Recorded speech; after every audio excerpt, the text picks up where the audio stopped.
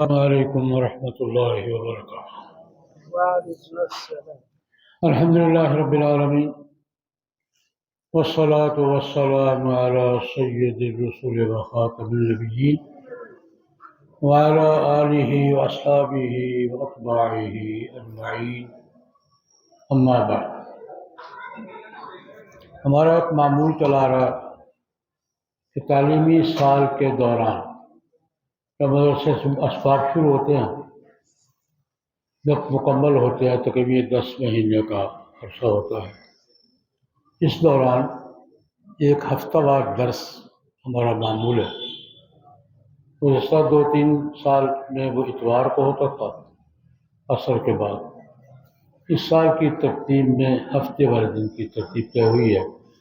ہفتے والے دن عصر کی نماز کے بعد مختصر 15-20 منٹ کا درس ہوا کرے گا انشاءاللہ العزیز۔ دعا کرے اللہ رب العزت نبھانے کی توفیق عطا فرمائیں، قبول فرمائیں اور اجر و ثواب اور ثمرات نصیب فرمائیں۔ آج ابتدائی درس ہے اس سال کا۔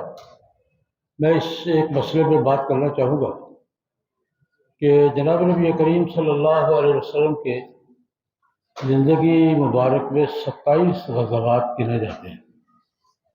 حضور نے 27 جنگوں میں خود حصہ لیا ہے، شریک ہوئے ہیں 10 سال کے عرصے میں۔ ان میں ایک بڑا معرکہ ہے، بڑی دور کا، غزوہ تبوک۔ مدینہ منورہ سے 1 مہینے کی مسافت تھی چلنے کی، 1 مہینہ واپسی کی۔ گرمی کا موسم تھا، رومیوں کا مقابلہ تھا، تو بڑا مشکل مسئلہ تھا۔ اس کے باوجود صحابہ کرام رضوان اللہ علیہم اجمعین حضور کے ساتھ گئے۔ کچھ لوگ نہیں گئے، مدینہ منورہ کے لوگوں میں کچھ لوگ نہیں گئے۔ ان کو قرآن پاک نے 3 طبقوں میں بیان کیا ہے۔ سورہ توبہ ساری کی ساری اس سارے صورتحال کا آپریشن ہے۔ یہ نہیں، اس لیے نہیں گیا تھا، یہ اس لیے نہیں گیا تھا، یہ ایسے ہیں ساری۔ ان میں اللہ رب العزت نے کچھ تو منافقین کا ذکر کیا جو منافقت کی وجہ سے نہیں گئے، اور یہ بھی فرمایا اچھا ہوا نہیں گئے، شرارتیں کرنی تھی انہوں نے، یہ بھی بڑا بات ہوئی، شرارتیں کرنی تھی۔ کچھ مذبذب دیہاتی قسم کے لوگ جو ڈاواڈول ہوتے ہیں، فرمایا مذبذبین بین الظالم، ان کو جانا چاہیے تھا، نہیں گئے۔ چلو چند صحابہ مخلصین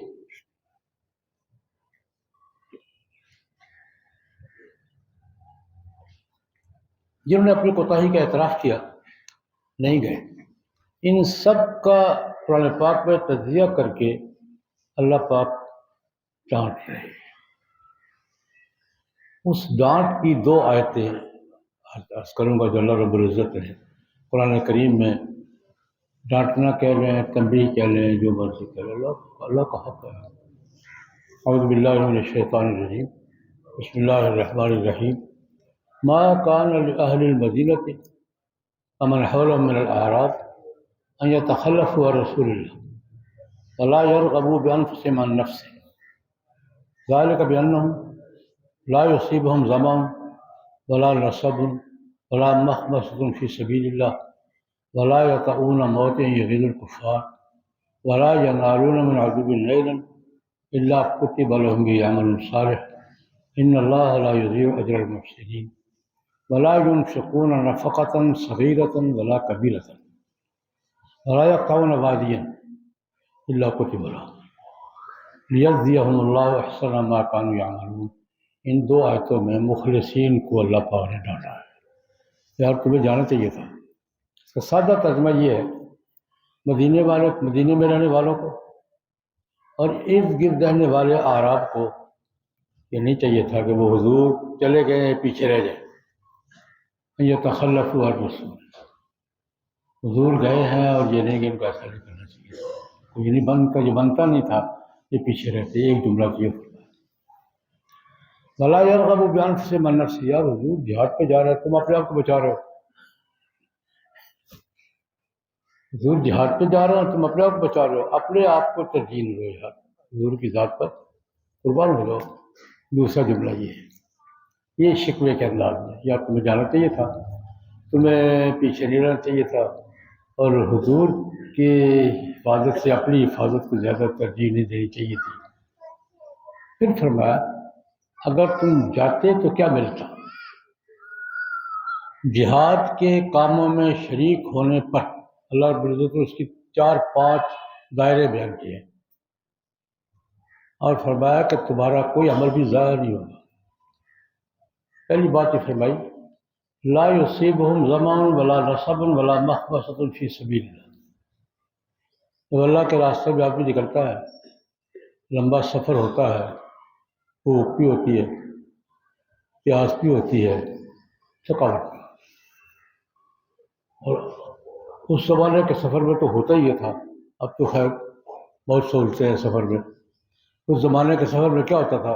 ظمأ، پیاس، پانی نہیں ہے، پیاس لگی ہوئی ہے، ولا نصب، تھکاوٹ ہے، پیدل سفر ہے، اونٹ کا سفر ہے، تھکاوٹ ہی تھکاوٹ ہے، ولا مخمصۃ، بھوک، پیاس، تھکاوٹ، بھوک فی سبیل اللہ، اللہ کے راستے میں جا رہے ہیں۔ ایک تو یہ گیا کہ اللہ کے راستے میں سفر میں پیاس، بھوک، تھکاوٹ برداشت کرنا۔ دوسری بات ولا یطؤون موطئا یغیظ الکفار، کسی ایسی جگہ جانا جہاں جانے سے دشمن کو غصہ آئے، ایسی نقل و حرکت جس سے دشمن کو کیا ہے؟ لا یطؤون موطئا یغیظ الکفار۔ 2 ولا ینالون من عدو نیلا، دشمن کو کسی بھی قسم کا نقصان پہنچائے۔ تیسرا دائرہ کسی بھی دشمن کو نقصان، لا ینالون، نال امن ہو، اس کو نقصان پہنچایا ہے، اس سے کچھ چیز چھینی ہے۔ لا ینالون من عدو نیلا، دشمن کو کسی بھی قسم کا نقصان پہنچائے۔ 3 ولا ينفقون نفقۃ صغیرۃ ولا کبیرۃ، یہ سے خرچہ بھی کریں گے، تھوڑا کریں یا زیادہ۔ 4 اور 5واں ذکر کیا ولا یقطعون وادیا، سفر کر کے ایک منزل طے کریں گے، جو کام بھی کریں گے کتب لہم عمل صالح، ان کا ہر عمل صالح شمار ہوگا۔ اور ساتھ یہ کہا ان اللہ لا یضیع اجر المحسنین، نیکی کرنے والوں کا اجر اللہ پاک ضائع نہیں کیا کرتا۔ یار اللہ پر بھروسہ رکھو، خیر کا کام کرو گے، جہاد میں کوئی حصہ ڈالو گے تو اللہ ضائع نہیں کرتا۔ ان اللہ لا یضیع اجر المحسنین، یہ سارے اعمال لکھے جاتے ہیں۔ ان میں 2 اعمال کا ذکر کرو، لا ینالون من عدو نیلا، دشمن کو کسی بھی حوالے سے نقصان پہنچانا جنگ کے دوران، یہ جنگ کا حصہ ہے۔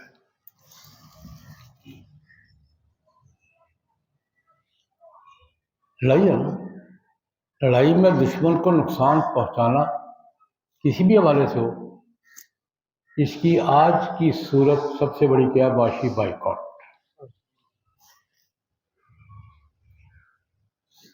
یہ میڈیا وار بھی ہے، دشمن کو نقصان پہنچانا حالت جنگ میں، یہ میڈیا کا جنگ بھی یہی ہے، اعصابی جنگ یہی ہے، نفسیاتی جنگ یہی ہے، معاشی بائیکاٹ یہی ہے۔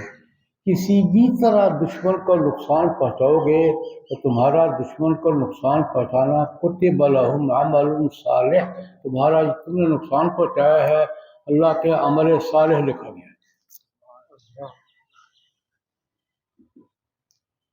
دشمن کو کسی بھی طریقے سے، پروپیگنڈے سے، بائیکاٹ سے، کوئی بھی سفارتی ذرائع سے، آج کل تو بہت دائرے وسیع ہے، میڈیا وار ہے، سفارتی جنگ ہے، بائیکاٹ ہے اور لابنگ ہے، یہ براہر ہے۔ لیکن اصولی بات کیا فرمائی؟ لا ینالون من عدو نیلا، دشمن کو جس طریقے سے بھی کوئی نقصان پہنچاؤ گے حالت جنگ میں، ویسے نہیں، حالت جنگ میں جس طریقے سے بھی نقصان پہنچاؤ گے کتب لہم عمل صالح، یہ تمہارا نقصان پہنچانا تمہارا کیا سمجھا جائے گا؟ عمل صالح۔ دوسری بات دو الگ الگ حوالوں سے ذکر ہے، لا یتون موت یغید الکفار، اور آگے لا یقطعون وادی، دونوں کا لفظی معنی ایک ہی ہے۔ کوئی سفر طے کرو گے، ایک منزل طے کی ہے، ایک ملک سے دوسرے ملک پہنچے ہو دشمن کو نقصان پہنچانے کے لیے، اور یہاں کیا فرمایا؟ لا یتون موت، کسی ایسی جگہ گئے ہو جس تمہارے جانے سے دشمن کو غصہ آتا ہے۔ یا میں اس کو دو الگ الگ معنی میں عرض کیا کرتا ہوں کہ لا یقطعون وادیا کا معنی کسی بھی جگہ بھی دشمن کو نقصان پہنچانے کے لیے تم پہنچے ہو جائز ذرائع کے اندر، میں لا قانونیت کی بات نہیں کر رہا، جائز ذرائع کے اندر، قانونی ذرائع کے اندر جہاں بھی دشمن کو نقصان پہنچانے کے لیے جا سکتے تمہاری نیکی لکھی جائے۔ ولا یقطعون موت، تمہاری کوئی بھی نقل و حرکت جس سے دشمن کو غصہ آتا ہے وہ تمہارا جہاد ہے۔ تم لکھتے ہو، تم بولتے ہو، تم لابنگ کرتے ہو، تم کوئی سفارتی ذریعہ اختیار کرتے ہو، تمہاری کوئی حرکت بھی دشمن کے غصے کا باعث بنتی ہے، اگر اس کو غصہ آتا ہے تو تمہاری ایسی حرکت جو دشمن کے لیے غصے کا باعث بنتی ہے، اللہ کے ہاں کیا شمار ہوگا؟ کتب لہم عمل صالح۔ آج مجھے کل یہ بات اس طرح یاد آئی، ہمارے ملک کے بڑے بزرگ تھے، بڑے مفتی تھے، حضرت مولانا مفتی محمود صاحب قدس اللہ سرہ العظیم، بڑے عظیم سیاسی رہنما بھی تھے، دینی رہنما بھی تھے، مفتی بھی بڑے بڑے تھے، اور آج سے ان کی زندگی میں 40 سال تو فوت ہوئے ہو گئے، 44 سال ان کو فوت ہوئے ہو گئے۔ ان کی زندگی میں ان سے سوال ہوا یہ معاشی بائیکاٹ دشمن کا، یہودیوں کا، یہ کیسا ہے؟ ان کا قرآن پاک کا حکم ہے یار، یہ کیا ہے؟ قرآن پاک کا حکم ہے، وَلَا يَنَالُونَ مِنْ عَدُوٍّ نَيْلًا، دشمن کو جس طریقے سے بھی نقصان پہنچا سکتے ہو پہنچاؤ۔ اور آج کی دنیا میں سب سے زیادہ نقصان پہنچانے کے 3 دائرے ہیں۔ سب سے بڑا دائرہ معاشی جنگ ہوتی ہے، معاشی بائیکاٹ ہوتا ہے۔ دوسرا دائرہ سفارتی جدوجہد ہوتی ہے، اور تیسرا دائرہ میڈیا وار ہوتی ہے۔ تو مجھے وہ بڑا اچھا لگا، انہوں نے کہا کہ قرآن پاک کو حکم ہے یار، لا ینالون من عدو، دشمن کو جو نقصان بھی پہنچاؤ گے حالت جنگ میں، تمہارا کیا شمار ہوگا؟ عمل صالح، نیکی کا عمل شمار ہوگا۔ یہ نیکی کا عمل ہے، عمل صالح ہے۔ تو آج ہم فلسطین کے جہاد میں، فلسطین کی جنگ نہیں، فلسطین کے جہاد میں وہاں جا سکے، اللہ کرے موقع پیدا ہو، نہیں جا سکتے، ہماری مدد کرے جتنی کر سکے جائز ذرائع سے۔ یہ بھی نہیں کر سکتے تو کم از کم نفرت کا اظہار تو کریں، اخبارات پہ، میڈیا میں نفرت کا اظہار تو کریں، اور معاشی بائیکاٹ کی مہم کو منظم کر کے ان کو وسعت وغیرہ، ان کا نقصان کا کرو کی صورت، جو بھی نقصان کی صورت چھوٹی کرو، صغیرۃ ولا کبیرۃ، چھوٹی بات کرو گے، بڑی بات کرو گے، اللہ کے ہاں تمہارا اجر لکھا جائے گا، ثواب لکھا جائے گا۔ آج ہمیں جو بھی ذریعہ ہمیں ملے، جو بھی میرے دائرۂ اختیار میں ہے، میں اگر یہود کے خلاف جنگ میں فلسطینیوں کی مدد کے لیے، بیت المقدس کی آزادی کے لیے جو بھی میں اپنے دائرے میں کر سکتا ہوں میں کروں گا۔ اللہ پاک نے وعدہ کیا ہے کتب لہم عمل صالح، تمہاری یہ نیکی لکھی جائے گی، عمل صالح لکھا جائے گا، اور ساتھ ہی وعدہ فرمایا ان اللہ لا یضیع اجر المحسنین، نیکی کرنے والوں کی نیکیوں کو میں ضائع نہیں کیا کرتا، اس کا اجر دیا کرتا ہوں۔ اللہم صلی اللہ